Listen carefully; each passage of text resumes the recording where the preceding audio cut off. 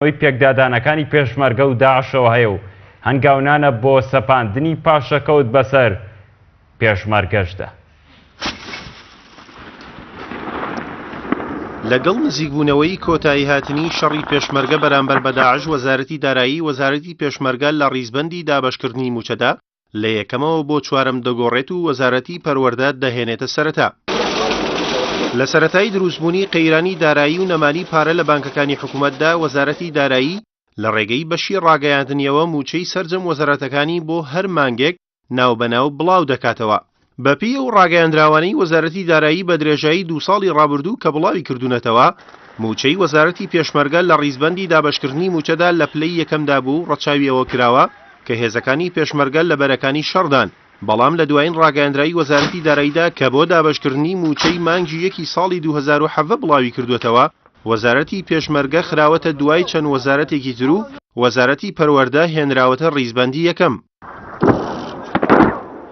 گۆڕینی ڕیزبەندی موچەی هێزەکانی پێشمەرگە لە کاتێکدایە ئێستا شەڕی دژی چەکدارانی داعش لە سنوورەکانی هەرێم دوور کەوتۆتەوە. هەر بۆیە گومان دەکرێت حکوومەت جۆرێک لە بێمنەتی بەرامبەر پێشمەرگە لەلا دروست بوو بێت، هەروەک چۆن ساڵی 2015 بۆ 16 کاتێک مامۆستایان بایکۆتی هۆڵەکانی خوێندنیان کرد، یەکێک لە داواکاریەکانیان بۆ شکاندنی بایکۆت بریتی بوو لە گۆڕینی ڕیزبەندی ناوی وەزارەتی پەروەردە لە لیستی موچەدا.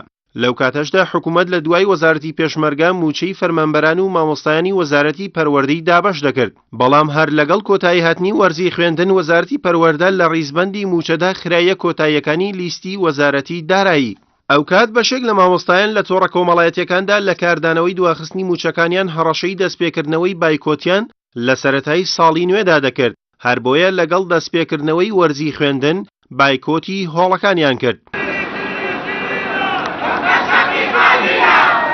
لە ماوەی 2 ساڵی ڕابردوودا ئەمە یەکەمین جارە وەزارەتی پێشمەرگە لە لیستی دابەشکردنی موچەدا پلەی یەکەمی نەبێت، کە ئەوەش هاوکاتە لەگەڵ کەمبوونەوەی ڕوبەڕووبوونەوەکانی پێشمەرگە و چەکدارانی داعش.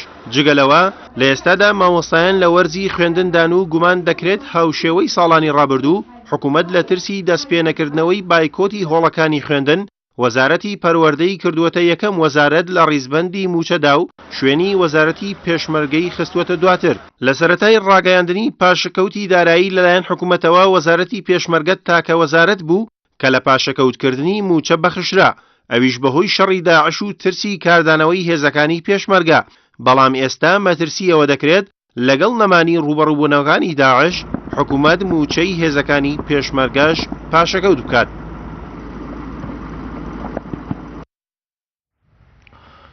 وەزارەتی دەرەوەی ئەمریکا لەسەر چەندین